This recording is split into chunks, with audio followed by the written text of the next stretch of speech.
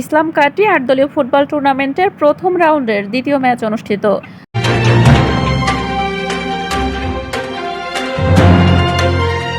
আসসালামু আলাইকুম দর্শক, সকলকে আমন্ত্রণ জানাচ্ছি বিবিআর নিউজ সংবাদে।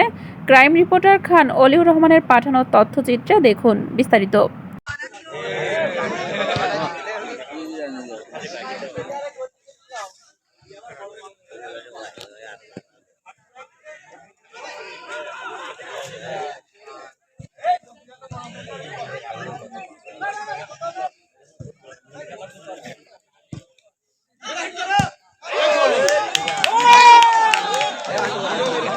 মাদককে না বলি খেলাকে হা বলি, এই প্রতিপাদ্যকে সামনে রেখে সাতক্ষীরার তালার ইসলাম কাটি ৮ দলীয় নকআউট ফুটবল টুর্নামেন্টের প্রথম রাউন্ডের দ্বিতীয় ম্যাচ অনুষ্ঠিত হয়েছে।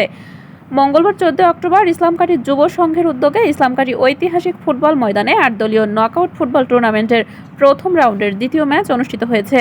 উক্ত খেলায় সম্মানিত অতিথি হিসেবে উপস্থিত ছিলেন সংশ্লিষ্ট ওয়ার্ড বিএনপি সভাপতি নজরুল ইসলাম। এ সময় আরও উপস্থিত ছিলেন ইসলামকাঠি ইউনিয়নের জাতীয়তাবাদী স্বেচ্ছাসেবক দলের যুগ্ম আহ্বায়ক অলিউর রহমান সহ বিভিন্ন অঙ্গ সহযোগী সংগঠনের নেতৃবৃন্দ। হাই ভোল্টেজ প্রথম রাউন্ডের দ্বিতীয় ম্যাচে প্রতিদ্বন্দ্বিতা করেন কুমিরা ফুটবল একাদশ বনাম ফুলবাড়ি ফুটবল একাদশ। খেলায় ফুলবাড়ি ফুটবল একাদশ ৪-১ গোলে জয়লাভ করেন। উক্ত খেলা পরিচালনা করে সাতক্ষীরা জেলার সুনামধন্য রেফারি কামাল সর্দার। খেলাটি হাজার হাজার দর্শনার্থী উপভোগ করেছেন।